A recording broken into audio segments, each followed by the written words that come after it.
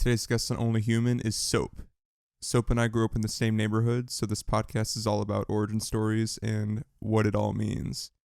If you want to stream Soap's music, I put all of the links in the description below. Enjoy the podcast. I've wanted to go on a podcast like this. And also, now that we're recording, I want to say I'm really proud of you. I'm really happy for you that you're doing this. It's so cool to see other people that I knew when I was growing up, like take on creative ventures and stuff. So Yes, I'm just thank you. happy for it, man. Fuck yeah, dude. Once again, congrats, because I told this to you before we started, but congrats on the streams, because your music's popping off. But okay, Appreciate it. So we're going to get into some Only Human before we get into the music side of things. I want to talk about your biggest personal revelation. So an event in your life that changed your worldview or changed, your perception of yourself. In your past. So I think there is a lot of different things in school that made me realize.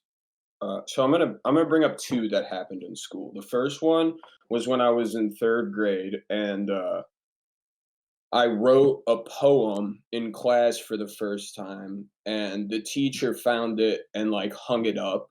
And like I remember that being one of the first things that I ever felt like I was like, oh, I did something good. That was like I remember real like I now look back and realize those little like breadcrumbs that were like through my childhood and stuff that led up to now, and like that was sort of a revelation that like, oh, there's a lot of different things that influenced me to do this.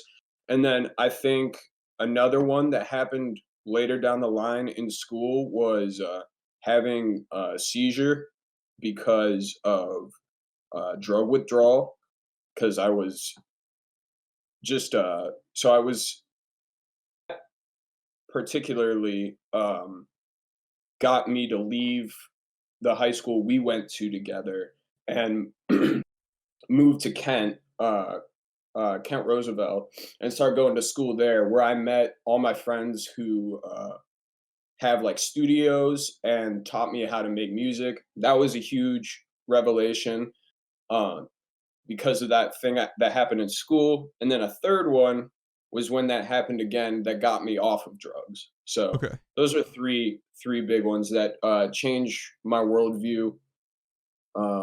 Yeah, for the better, I'd say. Okay, that's awesome. Okay, so the first thing I want to talk about is the poem that was hung up. So do you think that was like a creative achievement, or is that just like in general something that you thought was like a positive thing, that you were like a positive action? Like, was that more of a creative thing, or was that more of like I did a good thing? It was a creative. I was like a creative thing, because I just remember sitting there like writing a poem just for fun. Okay. Um, So it was like a like spontaneous, like something that you did spontaneously and you got rewarded for it. yeah. And that was okay. So I see. yeah. So like I think we were doing like free writing, and we didn't have to like write a poem or anything like that. But I wrote one, and I remember still how it went, and like what the rhyme scheme in it was. I think it was just like I remember I was just rhyming like riddle, fiddle, little, like something about a guy sitting on a dock playing the fiddle.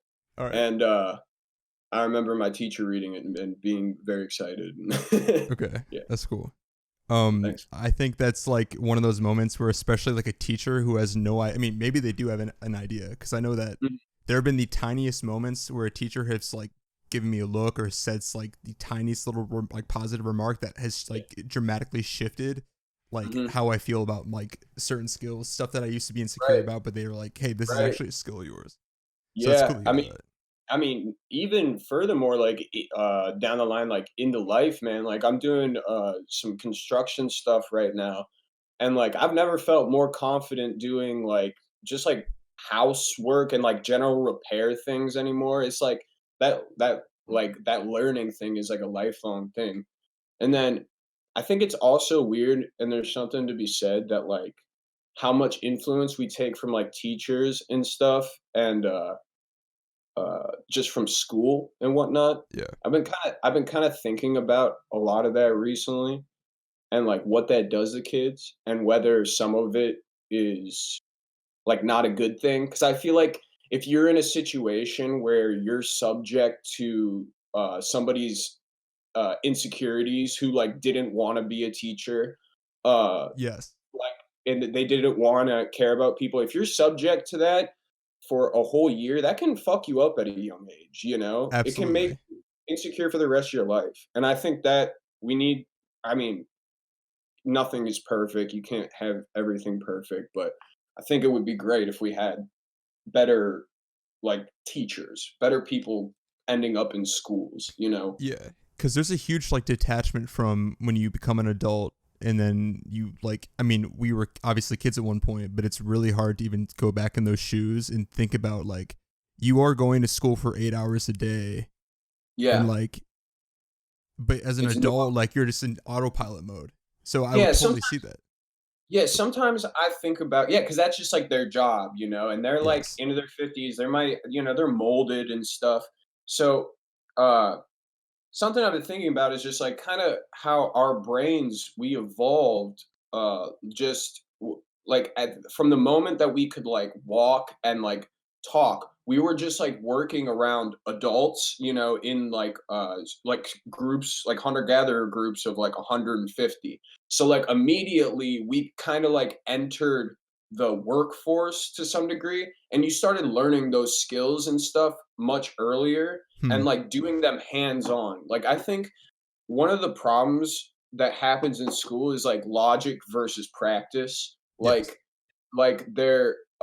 You're taught a lot of like logic stuff, but a lot of the times you're not shown how to apply it and like how to do it. So like for instance, like someone could teach you how to um use a chainsaw logically, cutting a notch and stuff, but like you're gonna probably hurt yourself if nobody takes you outside, shows you how to cut down the tree, like does the whole thing with you. So Yes.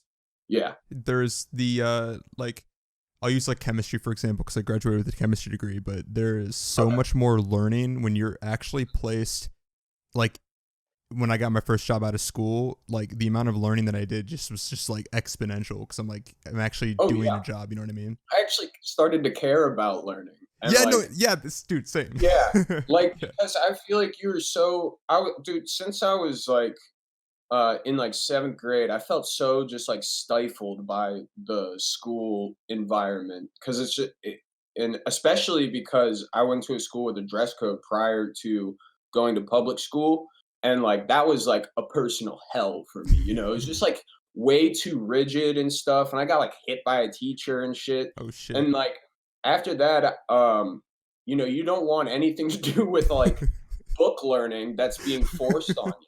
Yeah. But, like, after I'm, like, sitting and listening to podcasts, like, all day. I have, like, a hunger for conversation and learning, and I'm interested in other people's hobbies, whether I enjoy them or not. It's crazy how the or the switch just flips, like, Yes. when you're not when you're not being forced to do something, or it's like when not doing the thing that you're supposed to be doing is taboo and our human weird brains are like, all right, yeah, fuck homework. You know Yeah, what I mean? exactly. Exactly. Yeah. I think like when I had when the switch was made for me, it was one of those moments where I was like actually when you sit down and you are present when you're learning something, like you yourself are like leveling up. Like I don't even know how like you are being more Yeah. prepared for every Yeah. other uncertainty that you will face later on in life. Mhm. Where it's like in Yeah, because you can school, apply it. You can yeah, apply you can cross-reference, like, so many different things. And, yes, like, that's one thing I learned with, like, mixing, like, learning to engineer and, like, record myself. The process of teaching myself to do that over these last, like, 3 or 4 years has been, like, extremely, just interesting about learning, like learning about the process of learning and learning about the process of teaching yourself stuff. yes, It's so everything is so complex. Like every every subset of things have their own culture within them. It's wild how we have all this stuff just up in our brain. oh yeah, hell yeah. I think I mean we talked about this before again, and like this can what I'm about to say can be taken like a billion different ways, but Right. whatever you want to take it, that's your call.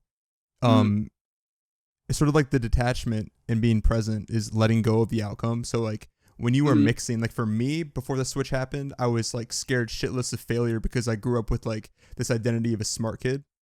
Yeah, I So got you, bro. like, Yeah. especially like when I went to college, I was like, uh, you know, I don't want to study and then get a C. So I Hmm. won't study and I'll get a C and I'll like Yeah. validate my own self that like, like I didn't Yeah. study. So that's why I Look, got a C. look, I could do Yeah. it. So like, I feel. yeah. So like, I want to know like if like if there was any like, I mean, I know that you were consciously aware of these things, but Mhm. um, would you say that mixing was like your first like really like potent one where you're like, this is where I really enjoy like the learning process? Yeah. I think that was prior to that, like when I left Hudson and went and started going to Kent, I was in the forestry and horticulture program there. And one of the one of the other ones I was super into was like learning about plant identification, but nothing as much. I don't think I've had anything where I really went out of my way and taught myself and felt passionate about it and can lose myself for hours in something other than like Hmm. exercise maybe or this and like yeah, so I think that was the first thing that really made me fall in love with like the learning process and like what um teaching yourself can do for you. Yeah. Hmm. Um, what I want to say in a sort of a similar vein to teachers Hmm. is like our generations, I mean, and every other generation to come from at this point on, is their ability to go and see people like Jordan Peterson's lectures on YouTube. Yeah. And like for me, like I'll be honest, like me reading Jordan Peterson's book in my Hmm. junior year, like it was 2017, 2018. Hmm. Um 12 rules.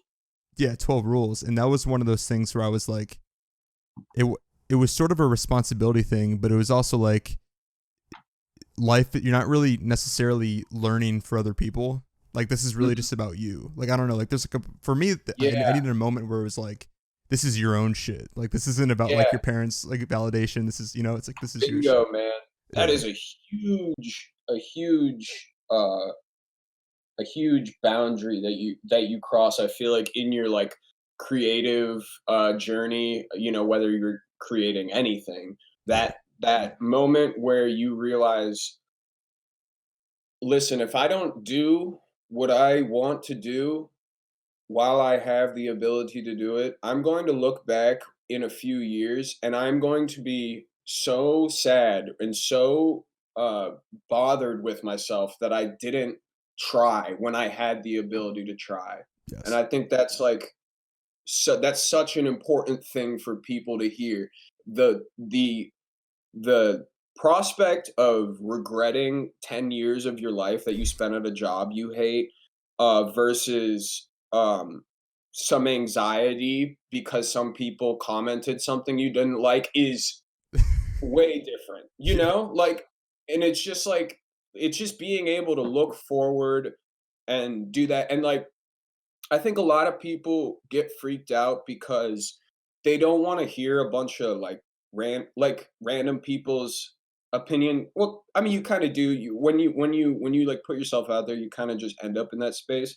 All right. But something that helps a lot with like that anxiety part is just like the people that like you are going to gravitate to you. So just be yourself. Yes. Like I always tell myself, and I've kind of like thought about this since the beginning of like putting music out online, is that like 1 in 10 people aren't going to like what I have to say. One, you know, at least, you Yeah. know, at Yeah. least 10%, 20%, whatever it is. And sometimes better, sometimes less. But you just kind of have to accept that and like have that as like a notion in the back of your head that not everyone is going to love you. Not everyone has to love you, Right. you know. Um, and then the last one is to take constructive criticism from people who have constructed something. I think that's Oh, so important yeah. because there's a lot of people that want to cast stones and don't really have any, you know, Yes. I'm writing that they're down so I they're don't forget. they're casting stones because they don't have any. Yeah. That's a lot of the time, and that's I you sorry, I'm just going No, no, on, go for but it, please. like sometimes in like YouTube comments, and I've heard, I think Rogan say this too. It's like some people need that because it makes them feel better, and that's okay. You know, Mm, they you hope that they just eventually realize that that's not the way up. You know, that's not yeah. the way to grow. Doesn't make you feel good. Yeah. Yeah, no, because I mean, and some days, like, no matter what, even if you know the source of the comments is all about the other Oh person, you yeah. still, Yeah. yeah, you can still, it can still affect Yeah. you. But at the Yeah. end of the day, I know that, like, and I know you definitely know at this point that it's like, even if it is personal, it's not really personal. Yeah. You know what I mean? Yeah. Exactly. Yeah. That's exactly, and that's another like back to like revelations. That's one of the biggest things I feel like I realized, and like what doing psychedelics, like kind of like therapeutically, and like not doing them in like a party setting made me realize is that like how much pain there is in the world, and how much people just you just need to love people like no matter what, because there's a reason they're acting the way they are, and it's usually a reflection of themselves. Oh And yeah. sometimes it's not. Sometimes you fuck up and need to get slapped in the face. Yeah. Yeah. But Damn, I need yeah, to. Sorry, this is a good conversation no, because I'm thinking of like 10 different fucking pathways. So I'm gonna go back before I get to. I'm gonna go write this for it. down so I don't forget it. Okay, so I want to go back to the first seizure that you had, and I want to start a conversation about because no one like if you were told that you're about to have a seizure, like Hmm. you'd be like scared shitless. But now at this point, when you understand the opportunities that came to you after you had that seizure, like it seems Yeah, like, I it mean, was meant to happen. yeah, like it was destined. So Yeah. like I want to hear what your Oh, take yeah. is on that part. Dude, I was on, not to sound dramatic or whatever, but I think like if something like that didn't happen to me, I was going to like die. Okay. I was at a point where like I wanted like oblivion, like my life at home between my life at school. Uh, at that point in my life, I didn't think like I was going to do anything, you know. Mm, And so like um that happening is it was important because it was like, hey, listen, you're not fucking invincible, you know. You have to uh you have to, you know, take account of what was going on. And then also I didn't really know how drugs worked at that point. Like you can't just like take pills for 2 weeks straight and then stop, yeah. especially like benzodiazepines, which is like what gave me the seizure. And so, but anyways, fuck all that shit. I haven't taken a pill in like 5 years now, W. but that was, yeah, that was uh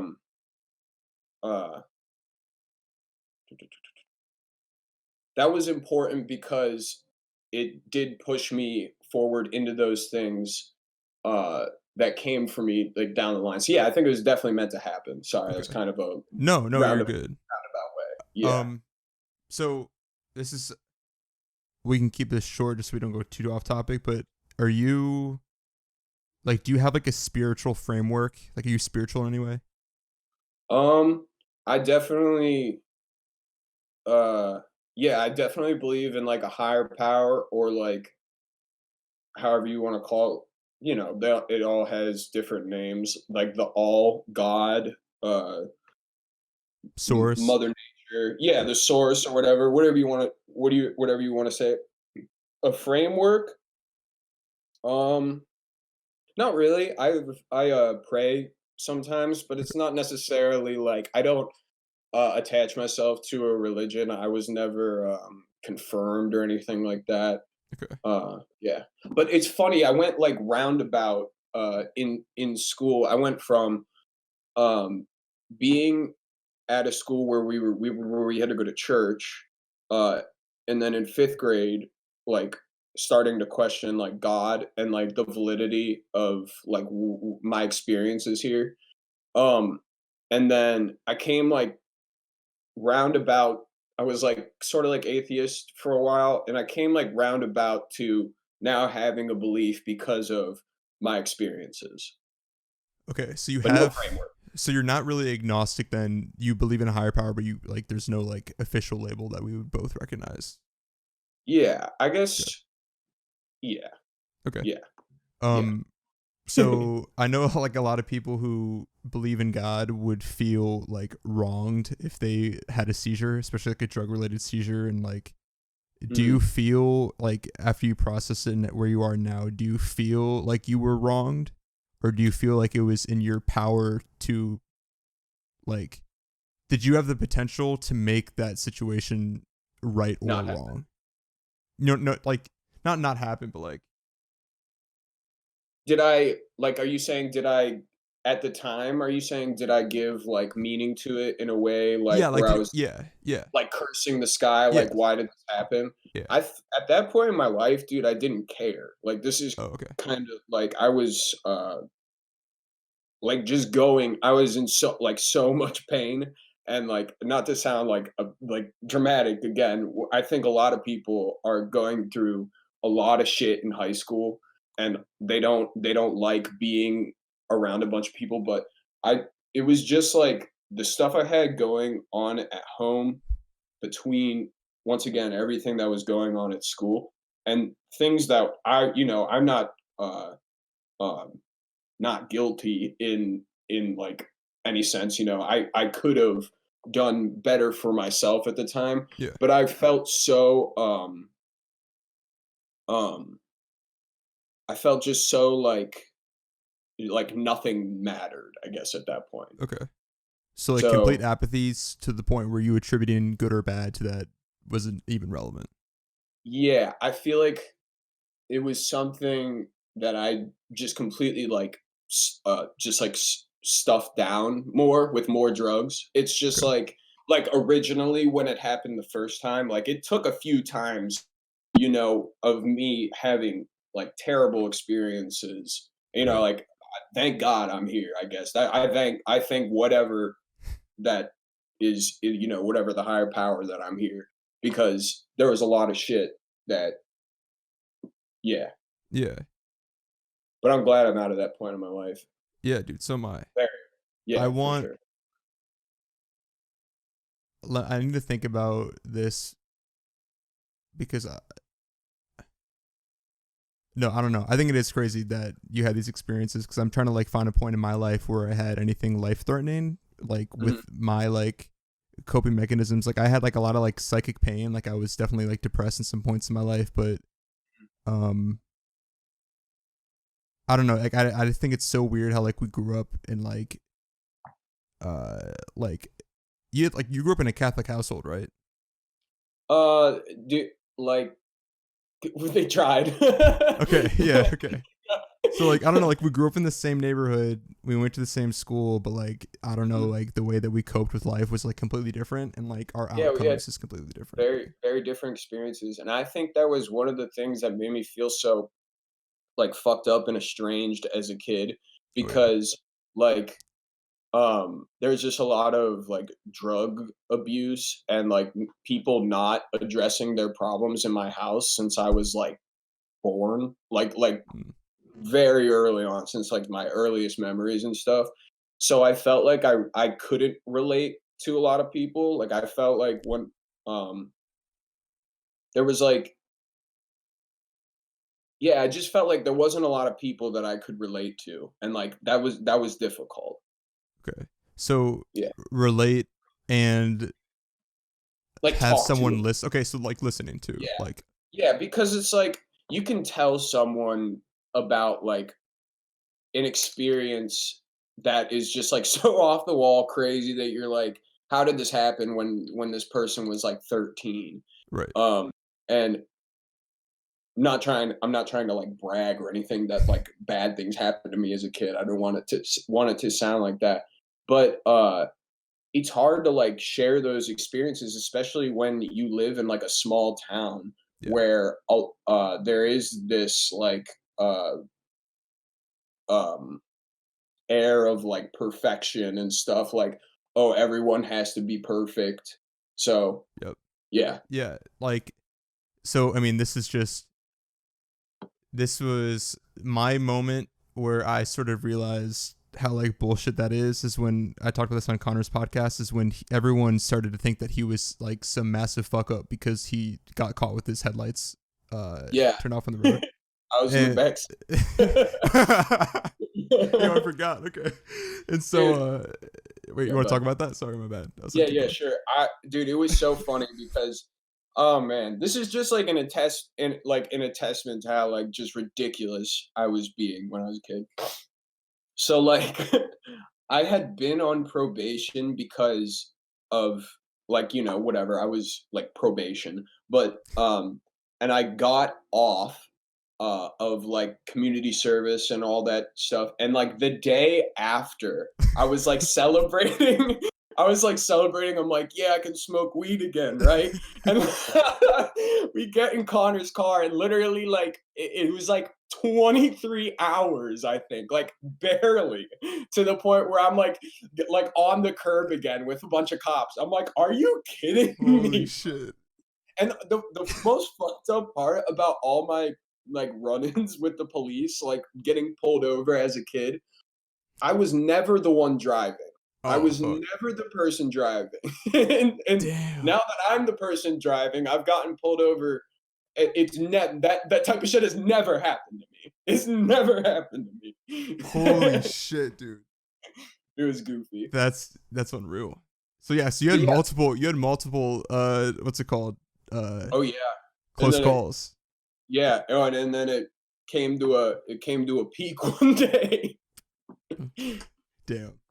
Yeah. Okay, so let me think about what I was gonna say. Yeah, so like the whole thing is that you like this is the part where like, and this might sound like really cringy, but like as dudes, as like men especially, like for us to like talk about this and actually talk about like how hurt we could have been in those situations. Like Mhm. I've been in situations, like I won't speak for you, but like I would imagine that you felt similar ways where it's like really the only thing that you want is just someone who like might be able to listen to you. Like even if they don't Yeah. understand you, like really like have like speak to someone who will Yeah. fully receive everything that you have on your mind, Right. right? Yeah.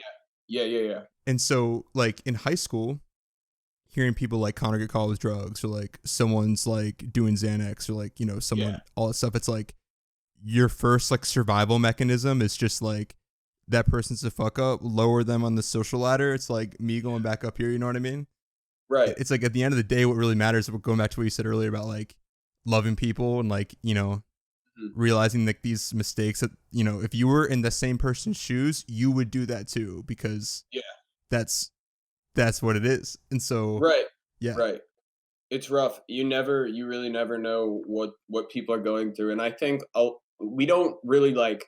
I think a lot of people don't think this deeply about the people around them when they're that young, because it's like Oh yeah. our conscious isn't developed. You know what I mean? And it's a weird uh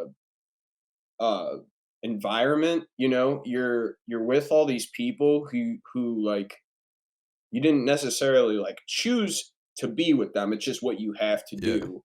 And so like you didn't choose to be a part of this community. So yeah, it can just get rough. It Yeah. can be wild, but the with people getting like pushed down on the social ladder and stuff, uh it's really crazy how like we just watch that completely uh basically morph into cancel culture. Like it's just like Yeah. high school. It's just like high school never ends. And there's some people who should be, I guess, estranged or removed from society if they're violent or dangerous and stuff. Yeah. But like I've always thought, and it's never pained me in any way, uh that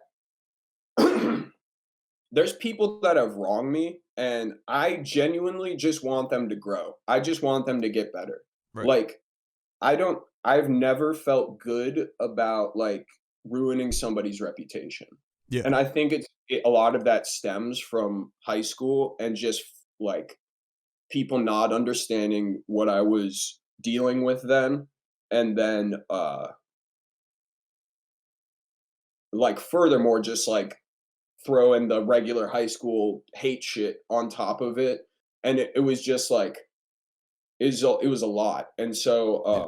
I never would want to do that to somebody, and especially not now in a way that people are losing their jobs and stuff, and, like, Yeah. it's weird how we do that weird tribal, like, bullshit. Yeah. It's strange, but it is, like, the part of our brain, I feel like, that everyone has to work on. Yeah, no, I think it's like a complete power thing because I feel like, yeah, for me, I've felt very like emotionally charged, when certain people like wronged me or whatever. But now, like that, I'm at a certain point, and again, like not to sound like we're like transcended, but like we've both come to a certain like a similar conclusion where it's like I have no interest in blacklisting that person from every industry, making sure they can't get hired everywhere because they said like a certain thing. I'm like, maybe like we're Yeah, just more compassionate than like the average person, but I'm like, that just seems yeah. like the most batshit crazy like power move ever. It's like I have my own life to live. Like I can give a like fuck about like, you know what I Yeah. mean? Well, I think what happens a lot of the times is that people that, like, participate in the dog pile online, are people that feel, somewhat powerless, Yes. uh, for whatever reason in their life, and that brief moment of, once again, yeah, pushing them down the social ladder and bringing themselves up is, so good for them, but just it just kind of blows my mind, that that people don't stop and think, like, when they're Yeah. typing out some evil paragraph. They don't even stop to think for a second that, like, a real person is going to read this, Yep. and two, I don't live this person's life. I don't know what's going on. People are messy and fucked up, and we do, like, crazy shit. So I feel like we all gotta be a lot easier on each other, you know? Yeah. And it doesn't seem like it's going that way, which makes me, like, really sad. But I Yeah. think I don't know. I think there are, like, people that kinda, like, profit off of hate Oh and, yeah. like politicians and things like that, like, Media as it stands, like yeah. yeah, Yeah. exactly. And so, it just it bothers me that those people don't think about, like, what they're doing to the collective conscious and, like, the human race, and it seems very nefarious, like, to a point where it's like, listen, dude, I get you need to make a buck and you're basically like entertainment, but it's like the news has become like mental terrorism. It's like pretty crazy. Yeah, dude, it's going back to the shit you said about teachers too, but this is on a Mhm, much wider scale because like you're saying some shit that like you know what I mean, and that can mhm. affect like that is some butterfly effect shit that like Yeah, your words do have an impact whether or not. But yeah, dude, like, what pisses right. me off exactly what you said is like that short ass peanut of euphoria is fleeting, like it's gone, Yeah. very quickly, but that You don't person's feel life will never be the same. Yeah, So and, like, after that, like, you don't feel good, you know? I no, don't feel good when I have any conflict with anybody. I feel right, terrible. Like, no matter who it is, it's like, I don't wanna be anxious. I don't wanna be rerunning a conversation in my head. I don't "Oh, I coulda said this." It's like, shut the fuck up. yeah, Stop. It's so yeah. unnecessary. It's like, go write a song, go take a jog or something. The thing that sucks is there's so much like beauty in the world and there's so many cool things to go see. And instead people choose to I mean, dude, if you want to be an activist, there's plenty of ways to be a fucking activist, Yeah. you know? Oh Like yeah. outside of yelling at people on Twitter, you Yeah. know? Yeah. It's like there's so many possibilities and people choose that one and I think that goes back to feeling powerless, unfortunately. Yes. Okay. They So think yeah, no, go ahead. finish your thought because I'm gonna go somewhere Yeah. else.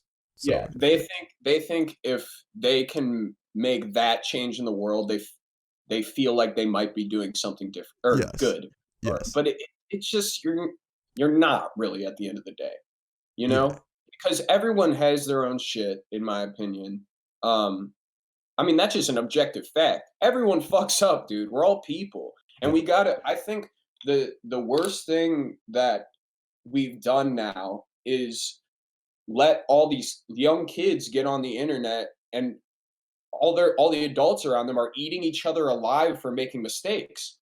like, dude, these people aren't gonna be able to learn and, like, grow. They're not gonna go out of their way to try stuff, Yep. you know? It Dude, sucks. Okay. even people who like not I've asked to be on the podcast. I mean, I definitely would ask them nowadays, but like I told them about a podcast idea before I even made it, and they're like, are you sure you're gonna be able to like say anything without getting like canceled? And like that was actually like a pretty big like concern of mine. I was Yeah, like, if I do say the wrong thing, like it's not even like it's even like a soundbite. yeah, You get painted a certain way, and yeah, then it's like you're laughable. So like, right. yeah, I think I think the idea is once again to be so undeniable in your pursuit of knowledge and uh, be altruistic in your pursuit. And the people that want to have the intelligent conversation, the people that want to learn are going to gravitate to you. And yeah. everyone else at the end of the day could kind of go fuck themselves. Not to kind of like add on to the pile, but it's like, what makes you better? That's the Right. thing. And like, yeah, go ahead. Yeah. So I want to go back. You said like feeling powerless and doing that shit, but like I want to go back to high school and like you writing despite those Mhm. things. So like Mhm. how did that happen? Like writing music. Yeah, like was that an outlet? Was that like your only like Yeah. I would say that was for sure one of my only outlets. I still have like I have the notes from, let me see if you can, from like back then in school. I don't know if you can see the I can see when you screen, move but your finger, but yeah, there's all this stuff all the way back through here, all the way from like 2014 back to like verses that I was writing in like 8th grade.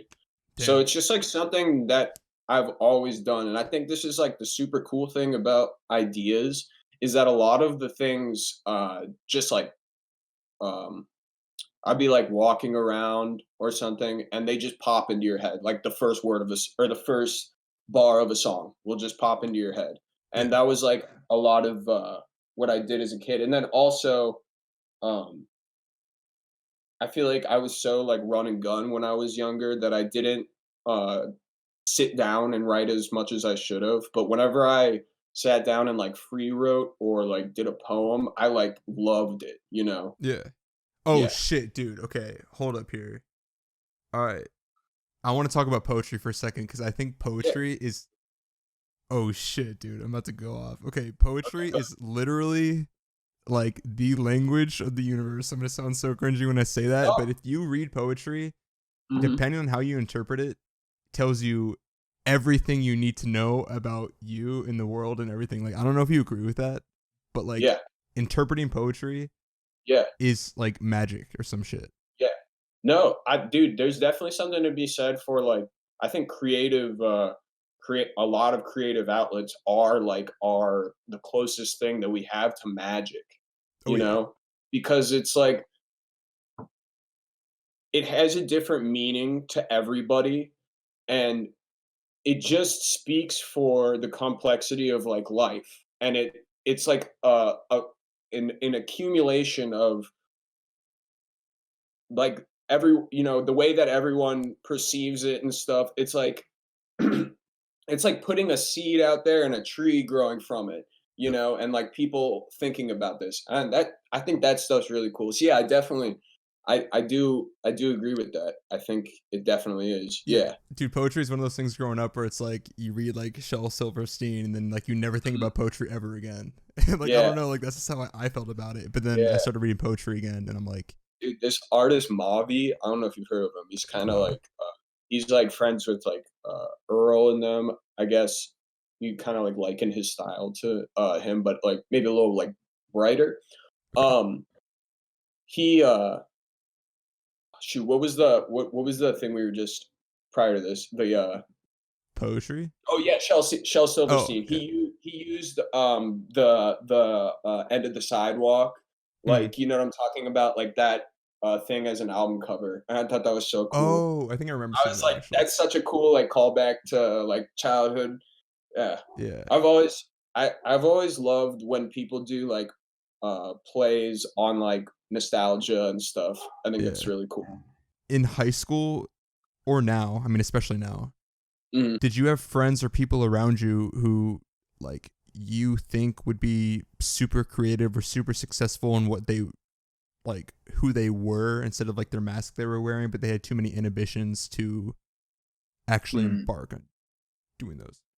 I'm trying to think about it.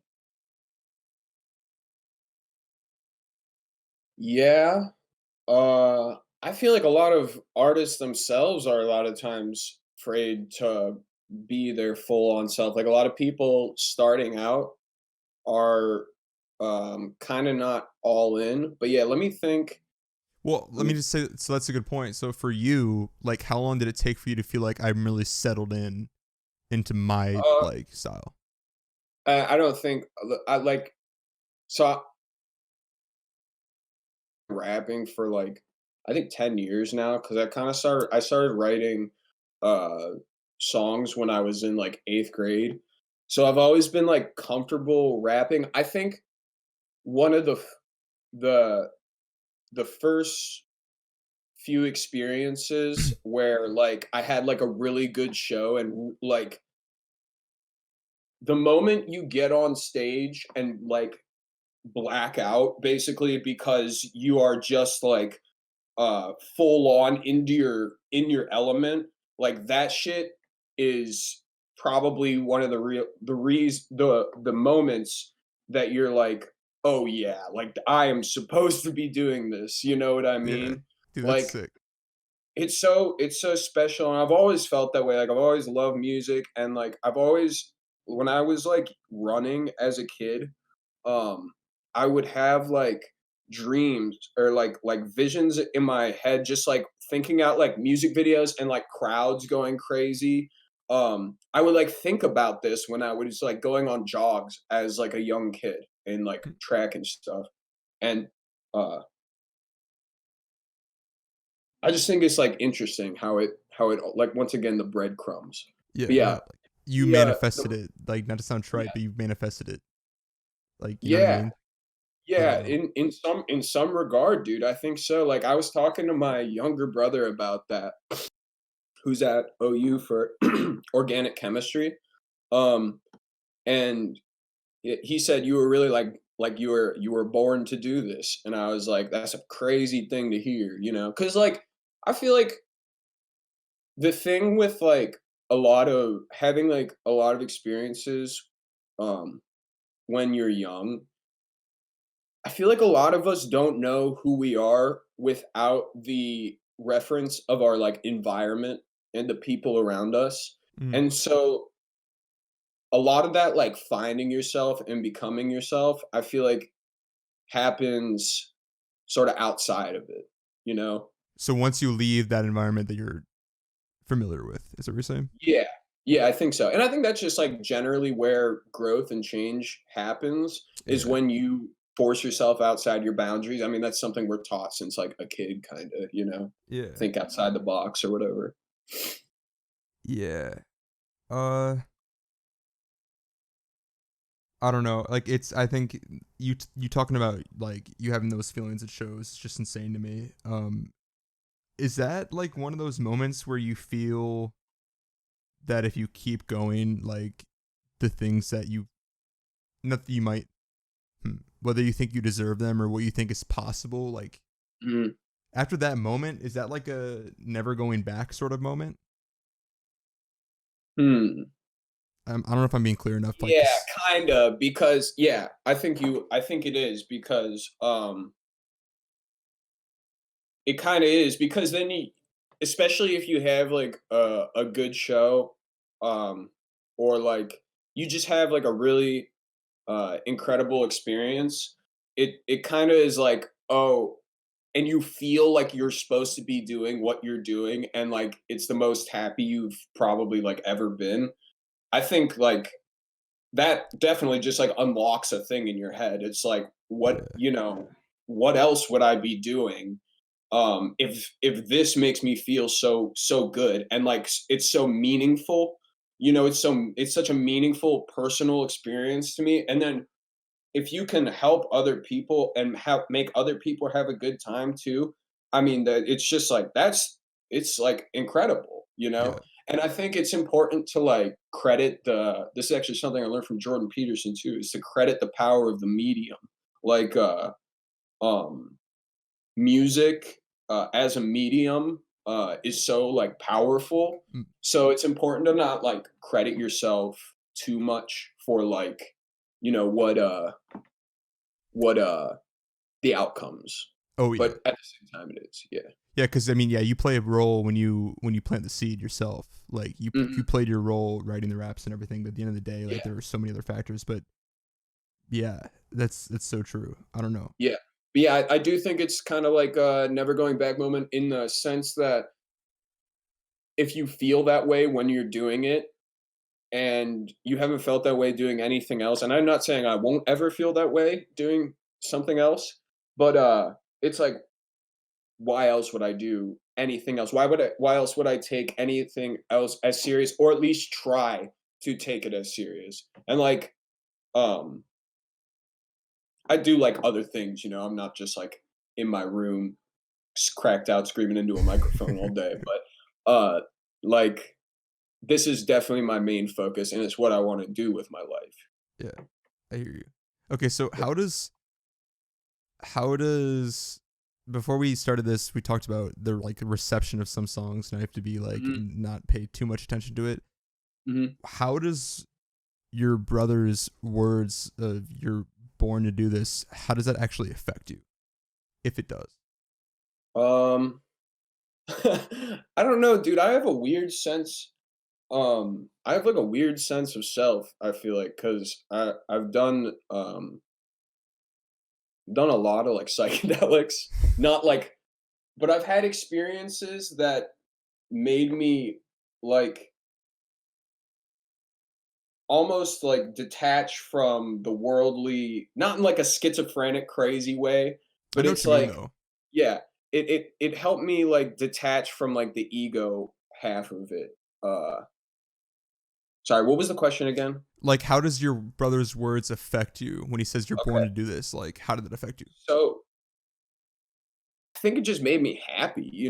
Okay. I'm so blessed to get messages every day that or not every day, but pretty often from people telling me that I've made an impact in their life. Yeah. And that is like incredible. It is incredible. But it's almost like you have like a imposter syndrome a little bit. You know what I mean? Like cuz prior to this in high school, like prior to me making music and stuff, uh I kind of went from like a lot of people not being the biggest fan of me to me having a few people that support me like fervently and like learning how to react to that and learning how to place like how to have self-worth has been like something that I've just started doing like now. So I feel like I'm still growing in that uh in that field. How, Like yeah. Sorry, my bad. yeah. No, you're good. Okay. So like, how did? Can you explain to me what you mean by self worth in that context? Like, what does that mean having like fervent supporters around you? Like, how does that? How Well, did that? Yeah. I'm saying like self-worth where like, I've never gone out and like sold anything like like a creative of venture. Like I've never gone out and given people something prior to music. So it's like now like down the line what I'm referring to in like well, I guess like self-worth is like when somebody I don't know will like contact me for a verse. It's like hard to be like I know people that they have like a little less traction than me that charge $250 for a verse. Mm, And like I would rather just work with people that I like and if they want to give me money, they can. So like that's kind of what I mean about self-worth. It's like I question whether I should be that dude that's like yeah, cough up $200. It just I see. doesn't seem right. I But see. but to see other people around me do that who have probably been making music for a little less than me. Not that they don't deserve whatever they're getting.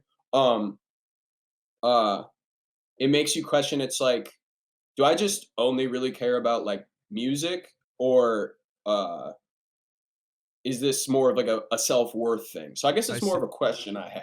I see. I see. You see what I mean, though? Yeah. Okay.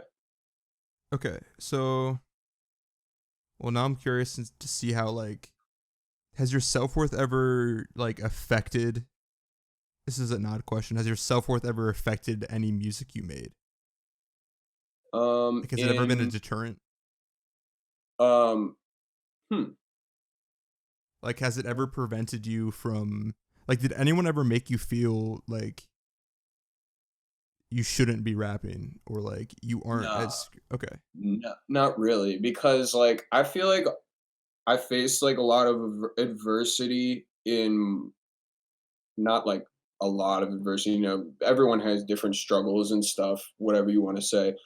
I dealt with a lot of stuff in my household, like growing up, like people just completely like ripping me apart as far as like saying mean things to me, and like shit that as a kid will, fuck you up. And so the the stuff that has happened later down the line that made me that people tried to make me question my self-worth, it doesn't even phase me, I like, see. to some degree, because it's like I am so much more ruthless to myself. Like, Hmm. I am like, no one can hate me more than I hate myself. I think is like what I'm getting at. Do you know what I Yeah. mean? Yeah. No, I It's hear you. like I'm my own worst critic, and so you really can't say anything that will make me question my self-worth even more than I do, Oh yeah. you Yeah. know? Yeah, and I feel like you're a very self-aware person, so it's like nothing that anyone can come to you can never surprise you, and even if it was valid, you know what I To mean? some degree, and especially I think that's what, is the benefit of not wearing a mask, or, not holding as much of yourself back as you can share, to but obviously not in like a weird, like, I'm gonna stuff my life down your throat kinda way, but like, um, just like in a you're being real about who you are. Yeah. I feel like there's so many people that slip up in life by creating a lie for themselves to live. And it's so sad when you watch that. And it's just because time flies, you know? Yeah. Time flies. You wake up when you might make some decisions when you're 18 for a group of friends, and spend multiple years not growing and not thinking for yourself, um, to impress somebody, and you look up in 5 years and they're nowhere to be found. Yeah. And like you can even kind of put that forward to death, to a degree where it's like, these people aren't going to be with me on my deathbed. Yeah. I'm going to be with me on my deathbed. I'm going to be the only person in here, There Yeah. will be people, hope pray to God I don't fuck up that bad. There's no one around me. But uh like, you know what I mean? It's like that's an important thing I think to get a little grasp on. Oh yeah. So okay, Mhm. then this is going back to your last seizure when you smashed your teeth. Yeah. Like that must have been a moment where you felt your mortality and like your individuality. Am I wrong? Yeah. Yeah. Um Definitely. I mean, that shit's like hard to describe, because it's like, I don't know, that shit just like happens like immediately. You just wake up on the ground. Like, you're Hmm. not really. I feel like I would have stopped earlier if I was conscious, like, while those happened. You know what I I see. mean? Yeah. Because and I uh but yeah, the because I would have like felt the pain more. I feel like they were happening, and then I was waking up and being like, is I mean, I was still in pain and I was in the hospital and stuff, but I wasn't like dead or whatever. I wasn't uh thank God, I could have passed away. I was having grand mal seizures, which Mm. are the ones that take your life, unfortunately. Oh shit. But um, yeah, that definitely made me think about mortality. I think I've always, for whatever reason, like thought about death. I think since I was like in third grade, I Okay. remember very, very particularly sitting behind like a sofa chair in my family room, and I think considering like just that my parents were going to die and stuff, Mm. and that I was going to die, and it's like that. I don't know if do you remember the first time you realize that people die? Like you realize like, oh, the people around me will die. Dude, this is gonna sound really weird, but my Hmm. first ever memory was Hmm. a recurring dream that was Oh, like probably when I was 2 years old. Like it couldn't have been right. like it was my first memory. It was three consecutive dreams of my parents hanging by nooses Oh my in a god, dark room. Is that that is fucked up? terrible. Yeah, man. I What have the no idea fuck? where that came. I have no idea where that came from, dude. But dude, I had like a similar reoccurring dream when I was young. One of them was I was getting attacked by the grasshoppers in Buzz Life. But the one that I always think about is I would have these dreams when I was like really, really little, and I would be like looking at a globe, um, like from I guess like I don't know, like a black like atmosphere, like it was all dark around the globe, and the globe was like just like a ball, not necessarily a globe with the earth on it, just spinning super slowly like in front of my face. Hmm. And it would scare the shit out of me, and it not necessarily a scary dream. It didn't really make Yeah, sense that it was scary, but that was the recurring one I had as a kid, and I still haven't I still struggle to put meaning to it, I was gonna like say, what is what can you make of that?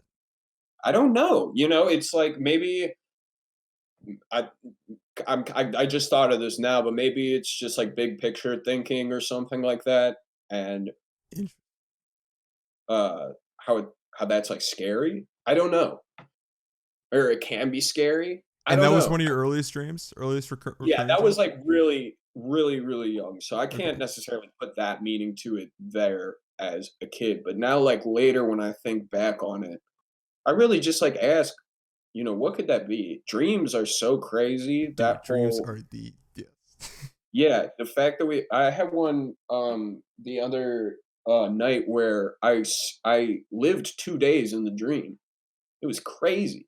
Like, I went to bed in the dream, got up in the dream, Yo, and it was so I was with a bunch of just people that I've known, but hadn't seen in, like, a long time, and at some house, just some random house I'd never been to, and it all just feels normal. yeah, And that's one of the things that makes me question like the idea of like different dimensions, and like whether we have like a separate life, and like whether this is a dream. It's just like I love those type of thoughts, because yeah. we really, the human brain is one of the most, the things that we understand the least. Yeah, and dude, okay, first of all, yeah, going back to just dreams in general, like, yeah, those like the first like three dreams that I told you about, like, they were extremely weird, but they weren't scary to me, and like, I Mhm. almost never like I haven't had a nightmare since I was a kid. Like, I don't know how often you have nightmares, but I Right. haven't had a nightmare in like the fattest minute. But I Hmm. do have like insane, extremely vivid dreams that Hmm. like I could like they sound like we're on the same wave, or like Could damn near be life. yeah, like the stories are so like they seem so like orchestrated, like carefully Mhm. orchestrated, like they have like Yeah. storylines, like there are people there, they're like familiar aspects, like even the shit, like, like when you're in a dream and like you're in a house that you've never seen before in this life, but You're it's just your there. house. Yeah, this is the crib, man. It's Yeah, like yo, what? what? Yeah, Oh man, so it's like dude, sorry, keep going. it's just all just so crazy. I was just gonna say that. Yeah, so I was just like, if whether it's your brain using like visual imagery to like process shit, it's just as Mhm. wild to me as that peering into like a different dimension where like that is your Yeah, life. Like, yeah. dude, like I'm I mean, talking we about. still, yeah, just crazy vivid. Yeah, Yeah, Yeah, and then some of the I don't know if I'm okay to talk about this here. Some of the psychedelic experiences I have. One in particular. Am I allowed to? Oh, dude, all means. Okay, I didn't know if it was off limits, but one of the experiences I had, I was going to OSU ATI for the greenhouse engineering program, and I was there. This was like my first week there, and I got dosed with 10 hits of acid, like against my knowledge. Like I didn't know.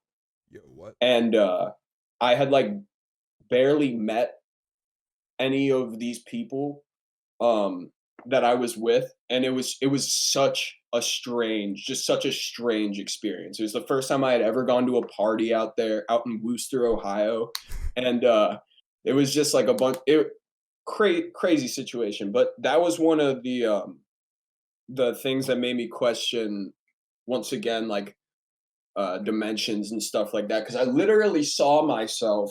I closed my eyes and was looking at the whole room from the top corner of the room, and Like I in was real like, time, like you saw these yes, things. Oh wow. like my eyes, and then the vision like panned down through like into my head, and it started shooting like it was like coming from like the base of my body, like shooting up all these like crazy like patterns. Like I was looking down like through my brain, and it was like slowly moving. This sounds crazy, but it was like it was just slowly moving, and all these insane patterns were shooting up, and it kept going till I was like down to my womb, and then I saw myself as a kid, and that was one of the craziest experiences of my entire life. Yo. Like that was one of the ones that made me question, like, what is going on? And Yo, then, what do like, you make of right, that? Sorry, I uh, didn't mean to interrupt. If you're gonna say no, something, it's go. cool.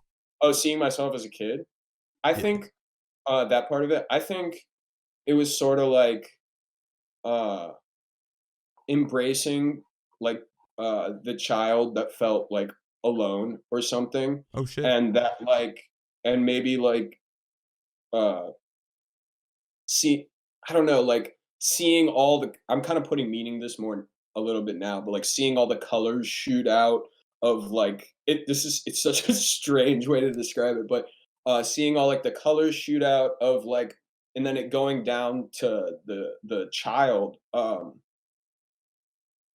I think it just had to do with like trusting that things are gonna be okay to a degree, and that like, you're I don't know, like you still have that childlike magic in you, like we all do, like humans all have it. We all can get back there. That's cool, dude. And I think that was probably one of the things I took from that. But psychedelics, man, those are just something else, you know? That Y- shit's just crazy. Yeah, I have never done them before, but Mhm. they're one of those things that like I feel like not that I'm obligated to, but that's one of those like Yeah. wonders of the No, human experience.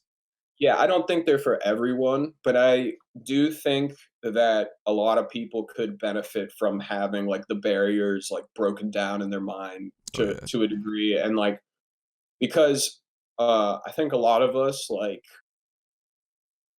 we get stuck in like the run and gun, and we don't realize like things that are affecting us daily like in our subconscious.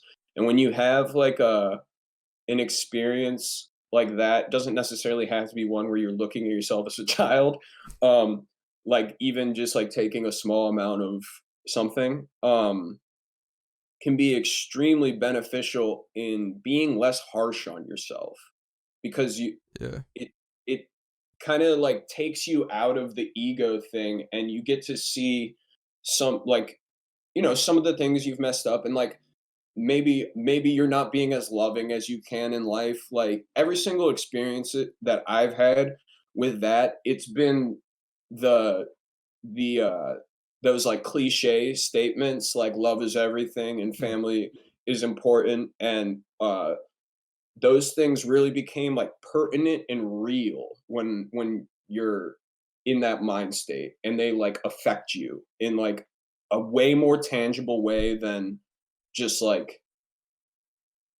being told like love is everything or like love is important, you know? Yeah, one of my favorite quotes of all time is "All wisdom is grounded in experience," and Hmm. that's like when you watch people like Jordan Peterson or you listen to Alan Watts or whoever, Hmm. you can listen to what they're saying and you can like understand it on some level, but when you experience it, you will like never ever ever forget it, and like Yeah. you truly know that you just heard words, and like what you experience aren't words. Like I mean, Hmm. that sounds really lame, Yeah. but like Yeah. No, words no, are just it's like they try to get like close to what it is, but it's yeah, the ether, you know? yes, I feel like the yeah, I heard this therapist talk about it the other day. He said like fire, wind, water, earth, and the ether. And I hmm. was like, wow, that's so interesting that that is like a thing. And um, oh yeah, sorry, go ahead. No, um, sorry, I just had like a bunch of other thoughts about You're cool. spiritual experiences. Like, have you ever had a spiritual experience or like a experience you couldn't explain that wasn't drug related? All right. Any experiences that were spiritual that didn't involve drugs? Yeah. I think definitely the first time I went to the mountains, I went to upstate New York, and did some backpacking the first time with Avery back when we were in like I think I was a sophomore, and that one of the times. But the more recent time where I like drove out there alone, being in the mountains, I had like a spiritual experience in the way that like I felt like I belonged somewhere. Like I felt like I was at home, which I thought was almost spiritual in a way because it was somewhere that I had never necessarily been. Like I hadn't been to the upstate like the mountain region that I was Right. hiking in for the first time, but immediately when I was there I felt like I was home. So it was just like I wonder people are texting me. So I was always I always wonder like what that means, you know? Yeah. If somebody from my past, like if the I've been thinking like evolutionary a lot recently, and like whether people from like my bloodline grew or lived in the mountains or anywhere by them. A few different places my family are from is like Ukraine and Italy and then Ireland. Hmm. So I think Ukraine might be kind of mountainous, but Hmm. who knows? Yeah. I mean, it's funny that you say like it's some ancestral, intuition or some shit, but like Hmm. it, the same things that we talking about, like those feelings are just as real in dreams when you're in some Hmm. dreamscape. Hmm. When it's like your ancestors haven't been so like I'm totally with you because like that's probably the Yeah. most empirical thing to explain that Yeah. feeling of like familiarity. It's like yeah, you have like Yeah. ancestral knowledge in your DNA, but like yeah, Right. Right. I think we have like a funny definition of real, and I think like uh we have like a limited version of consciousness. Like we have a limited idea of consciousness, but like I tend to think that like everything is alive and uh like living things you can like feel the memories in them. hmm, I feel like to a degree, not to sound all like hippy dippy, but there's a I think it's like a I think it's like the hard physics question where it talks about lot conscious life coming from unconscious atoms oh right, and how that's a hard that's a question that doesn't necessarily doesn't make sense. And it, so the thing is either all of every cell is conscious, every atom is conscious, or nothing is conscious. And I tend to lean toward the everything is conscious, or everything has a degree of the ether or whatever about it, like a however you want to say yeah, because it. I Yeah. see what I want to say. Like I feel like the fundamental like aspect is like awareness to everything, and like that exact question is like Yeah. each individual like atom like must either like what's it called like manifest from that Mhm. consciousness awareness Yeah. or it like yeah, It so itself is conscious. Yeah. yeah, and so the weird thing Yeah. too is that like you can't I have no way of proving that you're conscious even Yeah, though you don't. I know you are, but like I have Could no all way of be proving that. Yeah, NPCs. and it's like But kind of like, like spooky because it's like shit. Like oh yeah, actually, you could not actually be it's Aiden, strange. but We could just be creating this all in our brain. We could just be not, we could be nothing. yeah, dude. that's that's a crazy thought. But like, I think one of the things that like we're learning recently in like mycology, like mushroom studies and stuff, is about mycelium and how mycelium, basically the whole forest communicates through mushroom Oh, mycelium right, under the that's right, ground. right. Yeah, Because they like spawn 90%. across like all of the forest, right? Yeah, Uh, exactly, and they actually, like, talk to each other, like, the trees are all tapped into the mycelial network, and for instance, like, if a tree is lacking nutrients or it's getting too much water or something like that, but say it's lacking a certain nutrient, through the mycelial network, they, like, communicate that that tree needs more of that nutrient, and that's one of the things they started figuring out. And then also, the biggest living organism on the planet is a honey mushroom mycelium. And one of the crazy things about this thing is it spans across like 3 states, or like 2 states, I think. It's yo, like Iowa. It's huge. It's like a couple miles long underground. And the craziest part of that is that if there is like a toxin at one end of that, like the mycelium is underground and they shoot out the mushrooms as like nodal points of like information to like feed to the mycelial underground. And if a mushroom comes in contact with a toxin that kills it on one end of the mycelium, within seconds, the mushrooms on the other side know how to fight that toxin. damn, It's crazy, dude. dude. It's so gives me goosebumps. So crazy. Okay, even like the have you heard of the stoned ape theory? Yeah. Yeah, like how our brains develop because of Hmm. we digested, Yeah. dude. Psilocybin. Yeah. And I Yeah. think a fucking what? Say Right. what you're gonna say. I mean, like you look at the I mean, the way the mycelium looks like brain, like nerves and stuff. And I don't know if you've seen like slime mold. Like, have you seen No. like slime mold? These researchers in Japan had these slime molds, and they were trying to figure out a better way to set up the underground railway in Tokyo. And they made a certain way, and then they put a slime mold down, and the slime mold made a more efficient way to get around Tokyo than the humans could. Bruh. And I think that's so crazy. And then there's also another slime mold that we've recently found. I think it might be a slime mold or just some sort of fungus that eats plastic and completely biodegrades plastic. And then we found another one. I think it's in the honey mushroom that repairs or like degeneration in bumblebees. So Damn. there's this dude. I don't know if you've heard of Paul Stamets.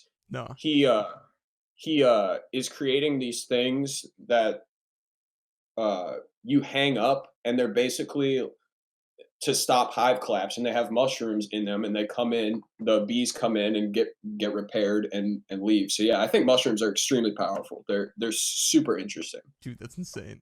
Okay, I Uh, wanna know like if that is true that like everything is conscious on some level. And I feel like animals are. mhm, Like I feel at the very least animals are. But mm, even when you get into like when I've like meditated and gotten like a really like deep state, I've mhm. gotten to the point where like I think like my bedpost is like has that Yeah, like conscious like yeah, you know what I mean? I don't think it's alive, yeah. but I feel like I it mean, has that. is it wooden? Yeah, it's a wooden bedpost. Yeah. So that's probably why. I mean, I've heard people go like say that they can feel like the memory in like a wooden table or something like that. Uh, I think yeah, I think most like living things. I don't know. Maybe I don't know if the artificial compounds we make would necessarily have the same Like things, but plastics, like you mean? yeah, but it's like at the same time, it's like humans make the things. So it's like, is it really natural or is it really artificial or is it natural? Right. Because the humans make it. It but yeah, I think like I said, yeah, I think like the living things like wood and plants and like for instance, another example of that is um just like herbaceous, like regular plants, when they catch like pheromones in the air of like a plant nearby, or like there's a certain type of light hitting them, they will like change their color to better absorb certain like certain nutrients and certain um what is the light certain Wavelength? light, yeah, certain wavelengths of light, yeah. Okay. And so there's another one where it's like, could it all be conscious? Yeah, like how the hell do you yeah. Right. How does it do that? How does an octopus know how to change its entire like body to match the thing around it? Yeah. It's all so crazy, dude. And when you think about how complex everything is, it really does trigger the thought. It's like, okay, this it's almost like had to be intelligently designed Right. somehow. You Yes. know, it's so it's so complex and so seemingly like I don't know. It's just wild, like just so complex. Yeah. It's crazy to think about all the forces that are at play in everything and in creating everything. It's all just wild. Yeah, all at the same time, and it's from certain perspectives it seems random, but like in Yeah. actuality, like one of the things that blows my mind is fish, like how they've been evolving way before land animals have been. Yeah. But because they're underwater, they can't do any like metallurgy. Like there's no open flames underwater. Mhm. So like if you Yeah. would imagine underwater, if you could do that shit, like Yeah. They might have dude, figured it out. Dude, yeah, I think that is really interesting how like um we don't really have that many benefits as like humans other than the fact that we can communicate. Like we don't really have, we're soft, like, we're like malleable. You can a bear can just like destroy you. We don't have those like um I guess aspects of us. The most important aspect of being a human is like cooperation, mm, because I think there's like a thing. It's like um uh it's like one monkey versus one human, the monkey wins. 100 monkeys versus 100 humans, the humans win. hmm, You know, because it's like they have like the brute strength to kill like a human, whereas if there's 100 of humans who are conscious and can uh, set up some sort of system to eradicate their problem or their enemy, that's like our power, right, yeah, consciousness. yeah. Language is fucking insane. It's crazy too because it's just a bunch of noises that coming out of your mouth and we all get it. Yeah, And like then actually, another one is the fact that we like Latin, the fact that the whole world just seemingly decided to choose Latin to name plants and animals. That's like yeah, like that's an yeah, example of like anarchy almost, like order coming out of chaos, you know? oh, I see, yeah, Yeah. Like we all no one sat down at a table and had a conversation like, "Yo, we're gonna use this for the plants." But it just is. yo, It's pretty wild. yeah. Okay, so after all this talk Yeah. about consciousness and like when you come back down to like real Base day to level. day, yeah, what what is your first like feeling towards making new music or just participating in the world as a human being? Like, do you feel much better? Do you feel like it's not like what I you person Yeah, I personally do. I feel like um that there's like significance in the insignificance to some degree. Like uh being a part of the insanity and just like I think it's like beautiful at the end of the day, you know, it might hurt while you're going through it, like the day-to-day struggle we all go through, and then this last year was super hard. But when I really sit down and think of it, it's like you need every part. You need every part to be a well-rounded person. You need to embrace all like the full spectrum of everything. Uh I feel like to feel okay in a way where you're not constantly questioning like your reality. Yes. Um yeah, there's definitely like a level I think that people can get to where like when you have like experiences that make you question like your ego and stuff, some people I feel like either just go off the planet, like they just leave, or they come and they're able to apply it in a way to like uh life. And Yep. I hope that's what I'm able to do. Yeah. I Yeah. one thing I want to say about Jordan Peterson relating to that is probably my favorite like Jordan Peterson thing ever is he said, "Would you rather be would you rather have no problem or be in the middle of a solution to solve a problem?" I think that was Yeah, basically you'd what he said. So it's like, rather yeah, it's like be I would rather be in the middle of creating a solution or like right. solving a problem than having no problem at all, which is sort of like because at the end of the day, even if things don't matter, and I don't think that they don't, but even if they Yeah. don't matter, Mhm. then nothing matters. So it's like I Yeah. don't know, like, and you're But it's like striving. people that are like that are fucking boring, man. I think Yeah, I think it's it's a like cop out to be honest. Like I think it's yeah, like exactly. It kind of is, and I kind of had a little bit of that me and like a kid, like ah, fuck it, what's it worth, you know? yeah, But it's if you're not gonna just I don't know. One thing I've realized recently is that like the um natural state of like humanity is kind of like poverty.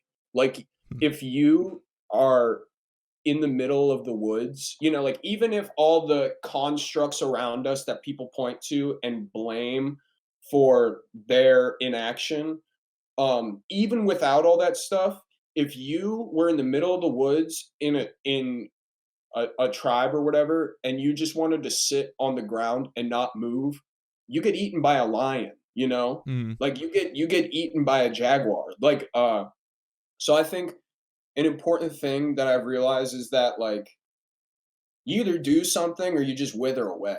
You know, yeah, you either try to give your life meaning, or the natural state of things is just going to take you into oblivion and nothingness. yep, psychologically and physically. Yeah, for sure. And that's it's so sad that so many people like I feel like they act like there's no cure for their depression or there's no cure for their problems. Um not necessarily a cure for depression, but like I don't like when people act like they're powerless in things that they do have somewhat some power over. And some Yep, people are extremely like mentally ill to the point where they don't have really a choice. But I know it's not even necessarily a choice, but you have the choice to try no yeah, matter what. You don't have the choice to turn off bad thoughts in your head, but it sucks that people won't take a a um a solution like or like try to exercise or whatever to feel better. A lot of yeah, people won't even try anything. Um and they'll kind of just be like, "Oh, it's the world. It's" and it's like, "No, it's just kind of like what happens if you don't do anything." yeah, You exactly. know? Right. I Don't know if before that made sense, but no, it did because I okay. it's amazing what sort of perspective change you get when you just start to do like even one thing towards changing your situation. Like for me, Right. like what you said about exercising, like, and again, Mhm. this is like a whole different conversation, but there, like, it's one huge step is admitting to yourself that there is a lot of like I don't know if pleasure is the word, but like there's a lot of comfort. There's an insane amount of comfort in being that low. You know what I mean? Yeah. Yeah. It's like, Yeah. because then again, like if you're not trying anything, you can't fail at anything. Right. So But there it's like is like an you're addictive thing. failing. Yeah, It's like you're failing without trying. So it's exactly. like, yeah. It's like not taking risks and thinking that you're successful because you're not failing. But it's like, Yeah. Well, it's like one of the things I've heard, and you can really apply it to anything, but like being broke is hard, getting rich is hard. You kind of have to choose your heart, or right. uh, following your dreams is hard. And I don't think everyone should necessarily like follow their dreams, because if everyone like followed their dreams, we'd all kind of be fucked. Yeah. But um uh shoot, I kind of lost my train of thought. Well, My shit. apologies. No, I forgot what we're talking about too. Yeah, this is what happens in these streams Yeah. when we get in these conversations. I don't mind though. Talk Tell me Yeah, about how was school for you? How was college? dude. College is one of those moments. I mean, we're talking about college was hard, picking your hard. Mhm. I graduated with a chemistry degree, but it was one of those Mhm. things where I basically, like, towards the end, I was like, this is not me, and I do not have like Yeah. the. I mean, okay, there's parts of me that like could totally be like I could sit and do like a chemist job for the rest of the Right. time, but I know that it's like if you said like, I mean, you could I'm go- definitely not rap for the rest of your life, but it's like, like why would I could say I? I'm gonna go do tree work or whatever. Like I'm gonna go cut down trees for the rest of my life. Yeah, but every But single day it's gonna be screaming at yeah, you, being like, it's good. Exactly. And you would just get more. And there's just it's so important to at least try to take that leap. oh yeah, Yeah. because I mean, And you owe I'm that to yourself. Yeah. So this is kind of your main focus, right? Well, beside, I'm sure you still got other stuff going on, but Yeah. this is like your main focus right now. Yeah, I'm in grad school right now, and it's completely Uh, unrelated to chemistry. But mhm. this is one of those things that, and then, like, really, this is like one of the main reasons, like, why I wanted to talk to you, because I feel like you would have a sense of, like, a good frame of reference. Is that Mhm. this is the first thing that I've done. Like, I've done a bunch of creative stuff. I've Yeah. tried a bunch of different things, like, on a regular Mhm. schedule, but this is the one thing that I'm like, I am so comfortable doing this even without any like monetary compensation. Like Yeah. what I'm doing right here, right now feels so natural. There is no Yeah. mask wearing. And like, Right. I don't like, you know what I mean? Like, I feel like, so that's all I can say Right. about it. I don't That's know. awesome, man. I'm super glad you found that thing. I feel like everyone needs to find their thing. And like what it sucks when people don't find their thing, because it's like um once again, going back to like kind of the way we are showing people to like not try to like, because for the fact that you might mess up is just like it's dangerous. Yes. It's sad. I mean, But no, it is super sad because like back when the question that I asked you earlier is that I know people around me who I know like either A aren't creative at all because they think it's not them. Like, yeah, okay, I don't think everyone is like hella creative, but I feel like everyone should at least like write a try. poem or some shit. You know Right. what I mean? Like Mhm. just see what happens when you just stream of conscious, just write a poem or something. Yeah. Take it into your own hands. Take your life into your own hands. And some people don't like that. Some people don't like that freedom. I feel like it's scary to some people. Uh Oh yeah, But I think there's always gonna be the people that wanna take their life into their own hands, and there's people that are gonna want to follow a framework, uh, more. I don't think we'll ever run out of those people, because I think, um, as far as the people that, chase something not regular, because I feel like you're born with the thing you're supposed to do, I agree. you know, to Yeah, a degree. Um, and it's like about going through the trials and tribulation and like finding that thing, yeah. you know. Like I mean, the tragedy of people not falling into like the thing that they're born with is again one of the things that like I think about too much. And Yeah.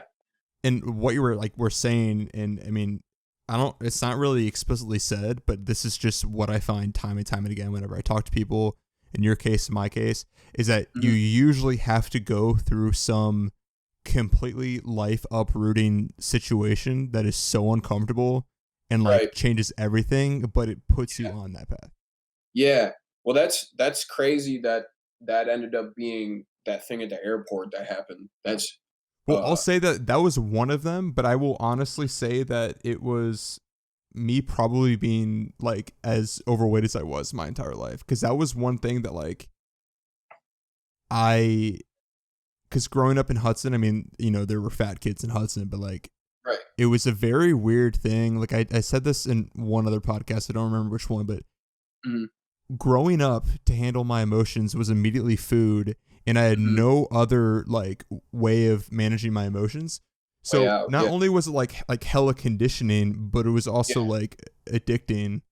And Mhm. so for me, when I was in college, I was like, I'm in a degree that I know down the road I will fully let it be conscious that I won't be here. Because like even when I signed up for the degree, I was like, I don't Eh, even know if this is me. But like, yeah. in junior year, I was like, yeah, this isn't gonna happen. But Right. sophomore year of college, I was like, on top of like I said this story in a video that I made. Like it wasn't a Mhm. podcast; it was just a video that I put on YouTube, and I saw a picture of myself standing next I to think I this dude. watched this. What's up? I think I watched this. Oh, okay. I'll just like recap it just for context, but like this dude was 6'4", and I thought he Mhm. was like, super tall, but then he took the picture, we took the picture, and like I was like twice his size, and I was like, oh no. And so like seeing that, knowing that I was in school and I didn't want to be in that degree, I didn't really want to be at the school at that time, even though now I'm like grateful for being in this school, and I think it's part of like, my karma Right. or whatever you want to talk about it. But Right. um it was one of those moments where I was like, okay, it was one of those like moments where it was like your higher self like flashes into your body like very temporarily and is like, Yeah. fucking do this, and then it leaves, you know what I Yeah. mean? Yeah. Like, It's like, look what you could do. Yeah. yeah. Cause like at Right. that moment I was like, I could change my body any way I want. So losing weight was basically like your identity is something that can be molded and changed at any point, and nothing Right. from your past. Right. I mean, your past does affect your present, but Yeah, of um course. It doesn't have to make you who you are, though, yeah. and it's So not who you are. yeah. So I don't want to like what I think my particular moment, because like I always went through high school and stuff, like Mhm. doing like, I made like wiki hoodies, and I was making Yeah. videos, like gaming videos and Yeah. stuff. So that was never an issue. But when it comes to like standing in my own decisions, like not Yeah. letting other people do that, I was like, I need to confront everything that I know are like artifacts from that life where I wasn't, you know what I mean? Right. Because you hammer these thought patterns in, and you Yeah. hammer these things into your brain. I totally know what you're talking about, Yeah. man. So my event Yeah. was more of a realization where it was like a turning point where it was like, I Mhm. have every single aspect of my life has been to appease or to impress or to validate Others. some part of like validate my like limiting beliefs that weren't my Yeah. beliefs, they were just conditioned. So Right. losing weight, I mean, obviously it's like losing weight sucks, but like Yeah. it was it was one of those moments where you actually, I mean, I had the choice to engage with it.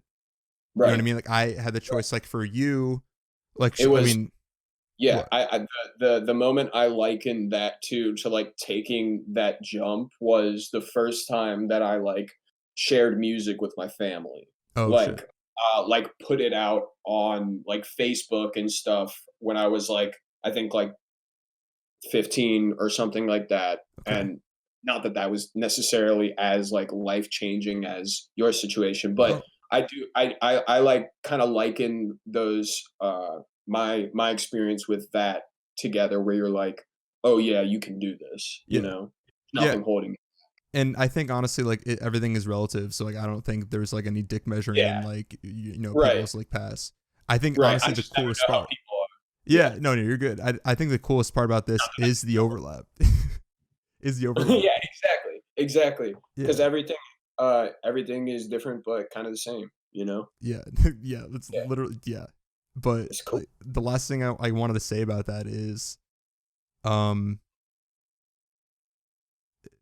I feel like in both moments, like this is one of the reasons why I think I got a chemistry degree. So there's a thing called activation energy and Okay. Gibbs free energy, and basically like there are certain conditions based on Gibbs free energy, whether or not a reaction will occur spontaneously or whether you need like Okay. a catalyst or something like that. Yeah. Yeah. So I feel like my moment where I saw that picture, and then your moment wasn't necessarily spontaneous, but it was one of those moments where like we basically were given like a 50-50 choice. Like we Yeah. saw a road, and like there were no like we sort of like matured out of like the addiction and like the coping mechanism. It's just like at that point there was a road. But Mhm. Of in your case, like you sort of went through I mean, there are definitely consequences you to go through, like withdrawal after the fact. course. Yeah. But basically, like you were hit with the brunt of it Yeah. already. And it was like, all right, Yeah. so you make the choice now that you know the shit. But for me, it Yeah. was like, okay, yeah. So I don't like There's been a but that's a cool part that like our shit is we can find those like similar. overlaps, Right. but they Right. were hella different. Yeah. Yeah, exactly. And it's awesome because I feel like more people need to have this sort of conversation rather than putting up like the idea like, oh, that person's different. Like I don't have anyone to talk to like the way I felt when I was a kid. I Yeah. feel like, but at the same time, it's like, you're not necessarily intelligent to break down the fact that there's ego involved and there's social hierarchy involved and there's pressures involved and there's relationships involved and stuff like that. You don't really think about that in school. Yeah. I think I've had a lot of those, like a few of those memory or like a few of those moments throughout my life. I remember one of them particularly. Um, when I was writing like psychology papers for school, I was at like Akron recently, just like doing stuff right before like COVID, and then I just kind of backed out of it because it was prior to that. But one of the moments was the way I write. Like I have to dump my whole like being into a writing. I can't bullshit it. And so when I was sitting there doing that, and I was doing well in school, like I was on the dean's list and stuff like that, and I was like, I've already gone through like the school embarrassment. I can go back and do this later on. I don't care about getting a late start at college if I have to. If I have to pour my heart into another paper that's going to get thrown out by a teacher or Mm. a teacher or a professor, um I just knew that I was going to like not I wasn't going to feel good about it because I was like if I write one more of these like things I'm putting my whole heart into it. It's not a song that I'm releasing. Like I feel like I'm just wasting the thing that I was gifted and the thing that's been telling me to go after it my whole life, Yeah. you know? And the way I look at it, it's like it's okay if you fail. Like it's okay if things don't work out. Like, you're not going to end up as long as you work and stuff and keep a job and like just stay proactive about your life and stuff, you're not going to end up homeless. Like Right. the worst thing that would happen is like you'll end up back at maybe not a job that you love the most, but you can still make such a great I feel like you can still build such a great life outside of that. The problem is that like so much of your time is spent there. So it is so much better to have it be something that fulfills you.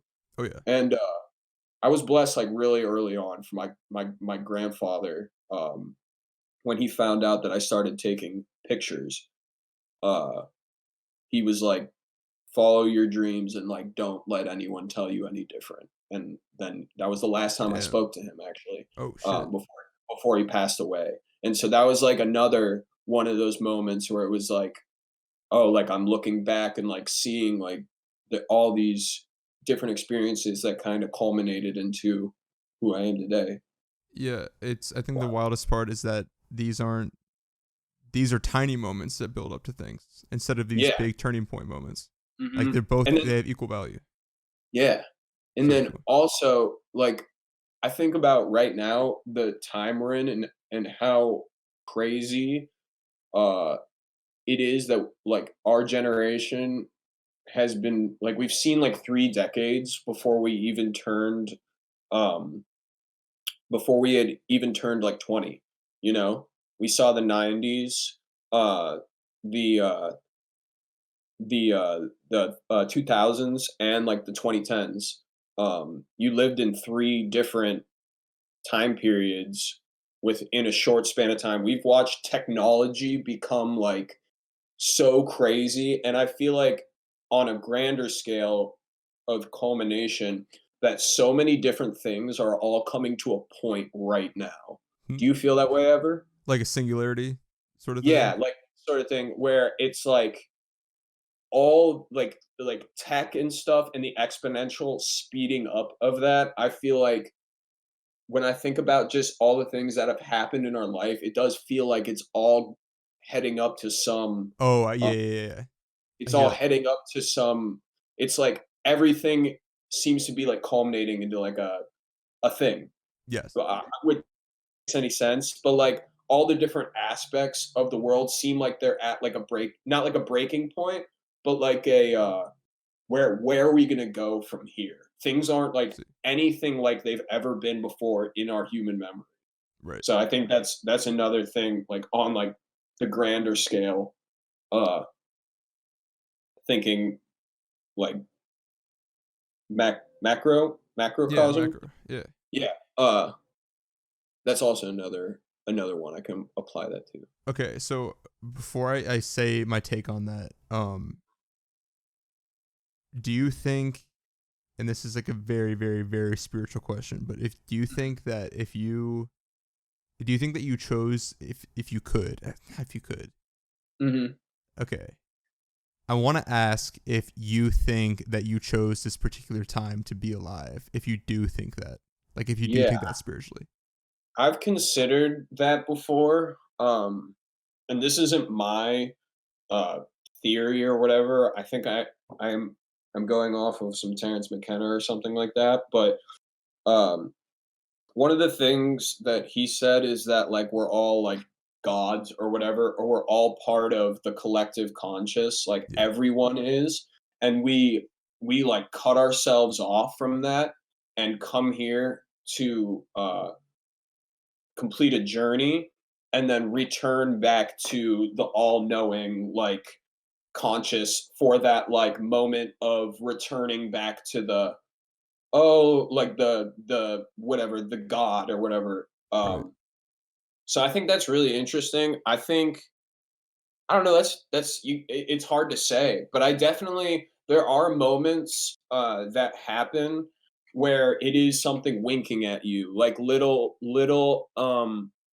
moments of synchronicity where Mm. it's like, yeah, you were meant to like go outside right now. Like one for instance was when we were really young, not really young, too young to be taking acid, but we were on acid in the basement, and um, we went outside to go on a walk around the block for like 10 minutes, right? And like, you know how small the block we grew up on is. It wasn't, it's 0.7 miles. It's not that much. So we were Yeah. outside for probably like 10 minutes. And as we were rounding the corner, a like an asteroid flew through our solar system, and it Yo. lit like I like fell on the ground and was like looking up, and like I was like, did you guys just see that? And like I was with Dylan Picone, Rachel Bauer, uh Rachel Ramres, and Liam, I think, maybe.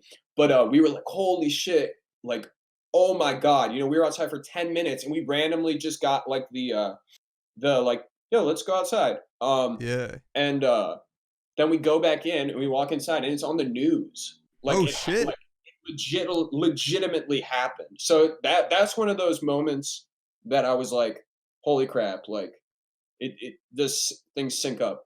So the reason why I asked you about the whole did you choose the time that you are alive in is because Mhm. I feel like there are so many things, and again, like this could be biased because we don't know Right. in this body, but Just like how. how Yeah. humans go. Yeah. But it's like we live in such an important time, Yeah. and in such times where I resonate with a lot of things, you resonate with a lot of things, like it just seems like it's meant for us, but then again, like we couldn't be Yeah. alive without our parents. Like that's our Yeah. only, so like obviously there's so many factors, but like something Yeah. about But this period.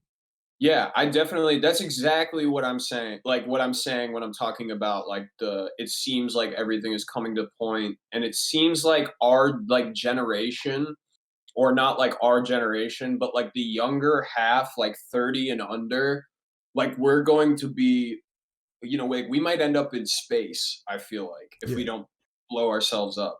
So I think that's like one of the things I think about like some of the older generations maybe they might not be around to unless health starts to or continues to get better. um might not be around to see like the after effects of all the things that are happening right now. Like we are going to watch the world morph into something, I feel like, that is entirely unrecognizable Oh yeah. from what we know now. Because even sorry, even if you think about like the time that we've been alive, how crazy things have gotten from like people carrying around flip phones to just like the whole collective consciousness has changed. Yeah. Like things are just changing so exponentially fast. And I think once we start to get like AI involved in that, and we start to teach if granted hopefully we don't blow ourselves up or the AI eats us or something. I think we're eventually going to create machines that can create machines, Mm-hmm. like machines that can build mega machines that filter the air for climate change or certain things like that. Like I think we will eventually get to that point. Um, I agree. and it's just going to be bonkers to watch. Yeah. It's going to be incredible. Cause I think sorry, keep going. we all got to look forward. We got to have hope. Yeah. Cause yeah, so, dude, some shit is popping off, like new technology, new something. It's like, oh, it Yeah, feels like every single day. every day, dude. The Yeah. news. I mean, like our brain isn't evolved for how much information we get, but like Yeah. it seems like you're just in like a river of shit, and you're trying to like grasp onto like a few things, and like all right, you know. Yeah. But like quantum computing, that's a crazy one. 5G. The thing about like 5G, I think that people don't realize is like 5G is going to be like nodes. Like there's going to be nodes sort of like mushrooms on like everything. You know what I mean? Oh. Um and like there will be like because there's someone was explaining it to me, and it's something there's a difference between 4G and 5G in the way that like all the different nodes can communicate with each other. So like for instance, like every block in the sidewalk will have like a sensor on it sort of. And uh we're going to be getting so much information about like the fabric of reality, because if you have like all these nodes on there and then they're all shooting information into these super quantum computers, which is what Google they say that they have reached quantum supremacy. But we're basically going to be able to start like looking into the future and predicting outcomes from the just the amount of data that these like smart cities will be gathering. I don't know if you've looked into like I have smart heard cities. smart cities, yeah. Yeah. And I don't really like the idea of it. I don't really like the idea of like because I like being a human, you know what I mean? Yeah, a I little don't bit. really like the idea of like cameras and everything being watched and stuff. Yeah. It seems like unnatural as it is.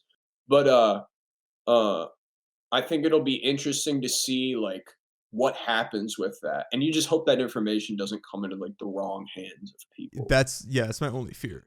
But Yeah. the Yeah. dude, the whole like that feedback. That I think this is like the whole singularity thing, where like if quantum computing improves, that'll improve AI. Then if AI Mhm. improves, that'll improve nanotechnology. And then it's like this Right. positive feedback loop where like the it'll Everything keep takes. happening. Yeah. So it's like Yeah. at a certain point, it's just gonna be like unrecognizable. Woo! It'd be like insane, dude. Be Like like GameStop on January 22nd. yeah, dude. How So about like, that? dude, that Did yeah. I thought that was so interesting and so beautiful. I had a conversation about that with Kinda the fucked up, but yeah. I don't yeah. know, dude. Like, I mean, I think it is. I don't even know what to make of it because I like it for the idea of like how novel it was. Yeah, but it's also evidence of like a stock market bubble and like probably some bad things. Yeah. Yeah, but I think one of the coolest things is I'm someone who not cool about me, but cool about that situation. I'm someone that uh stresses a lot about the way that I see people talk to each other online and like the way that I see people communicate and go so quick to the anger. The thing that was like awesome about the GameStop and the AMC, like that whole thing, was that you saw people from everywhere. Everyone was on the same ship. You know, Yep. everyone was on board for, you know, fuck the dudes that, you know, essentially created the 2008 recession. Like, Yeah. I think that's beautiful, and that's what like that's what real like uh social cohesion I feel like is, and that is what like the media, in my opinion, like to get kind of conspiracy. That's what I think. I think all of the media and everything is to make people who are anti-establishment and have an idea about how the world uh, should look, hate their neighbors and Oh yeah. make them think that their neighbors are the enemy, whereas all of and it's not all of these power systems that have been fucking people for literally like centuries, Yes. and it's also once again complex, and now you see those same wheels that were spinning on the television start to attack social media with like bots and all the way that we like they people socially influence. It's like you never even know if you're talking to a real person. Yeah. So that made me happy that in that situation it was like human. Like people were like, "Oh yeah, this is a good thing." Like it was like unanimously, minus some people who are losing millions of dollars, but Yeah. No. of course. I the whole I had what I was gonna say. Basically, the whole ideological subversion online. That's what my research is. That's what my research is in school right now. Mm-hmm. And I like the whole divide and conquer thing. Like, obviously, there are racial tensions, but like, if you take away the spotlight on racial tensions, like, what Mm-hmm. else is there to like be outraged about? I think that's to World the world point where you would turn and you would look at the hedge funds Yeah, and stuff. You know what yeah, I mean? and you would turn exactly when the moment we stop like fighting each other and turn and look at the people who are making us all fight. And dude, there's so much shit where you can go back and like just sort of follow the trail to how like ideas got started and like for instance, at Occupy Wall Street in I forget if it was 2012, but you Yeah. know what Occupy Wall Street is, obviously. They were just all down there, and like that was a real like grassroots movement where there was people from everywhere. Yeah. Um, the intelligence agencies, I don't know if I'm sure you've heard that they do this. I want to say it was the FBI implanted themselves within that group of protesters and like started like ideological or identity beef, like basically identity politics. Like that was one of the ways that they were able to divert that all and completely make it come crashing to the ground. And I Yeah. think ever since like around then, um, these people have figured out how. I mean, because it's really sad when you think about it that people. other people would prey on the thing that makes us human. That's so beautiful about being a human, is that social cohesion and that connection we have with each other, and that we're all in this together type thing.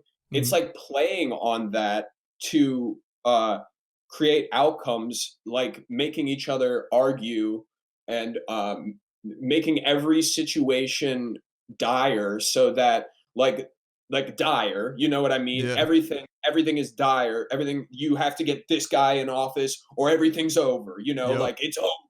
They have to make everything like that because that's how they make money, and that's what forces people into uh like social cohesion in like a bad way, in like a tribalistic way, and pushes something forward. And it does suck that like a lot of people aren't uh they're not they I feel like a lot of people are conscious of it, but they don't want to be. Like they don't want Yeah. to, because they don't want to think about that, because it leads them to a conclusion that might not be as pretty as what they thought the world was. Yeah. You know? Because you also need to be like vigilant 24/7 once you fully like admit to yourself that like there are actors out here who are like seeking to Yeah, manipulate like these levels yeah, of human right, experience. Yeah. right. It's so crazy. Dude, so anyway, dude, that's I think what you're talking about like loving each other, the whole thing is that the only thing that like I think we can do, and you might disagree or you might Mhm. agree, is that it's really up to you to plant those seeds in your life and not to like preach about it. I mean, you could preach about it. Yeah, I guess it doesn't yeah. like hurt. Lead by example. Yeah. But Like, even lead. if you don't lead by example, the Mhm, ripples that you like, even if you did just plant a tree, that's all you did. The only mhm, net effect you had in the world is that you planted a tree. mhm. That's going to make, that's adding to the world's, trajectory by you doing that. Right, right. So, Yeah. I feel you. Yeah, it doesn't necessarily have to be like speaking it, but just like trying, like being an example through like speaking, but like just in your actions, yeah. try to plant those seeds in other people's mind, that if someone says something fucked up to you, uh maybe don't retaliate. Say, I'm sorry you feel that way, and I hope things get better. Like I Yeah. hope you're able to grow past whatever's going on. Like that is sort of like planting a seed in a way. Yeah, because you're disarming whatever negative, like you're just Right, sort of letting it die right there. So, right. yeah, Whatever can move forward. Right. I hear that. All right, dude. So we had 2 hours. This is my Yeah. longest podcast yet, which is Okay, insane. cool. Well, I So, appreciate you talking to me, dude. Thanks so oh, much. hell yeah, dude. So do you have any plugs before we dip? You want to plug um anything? I'm just all lowercase soap on all streaming platforms. You can uh on YouTube. It's soap as well. You can find playlists of all my stuff, and then Twitter slash underscore soap, and Instagram at soap.v. So All right. I will make sure that's to link all of those in the description. So go and you peep know those. you But don't got to, but you can if you want, dude. all Thanks right. so much. This is a Hell yeah. great conversation, man. Fuck yeah. All right. Well, if you made it this far, thank you very much. All right. Peace. Cool. Like and subscribe.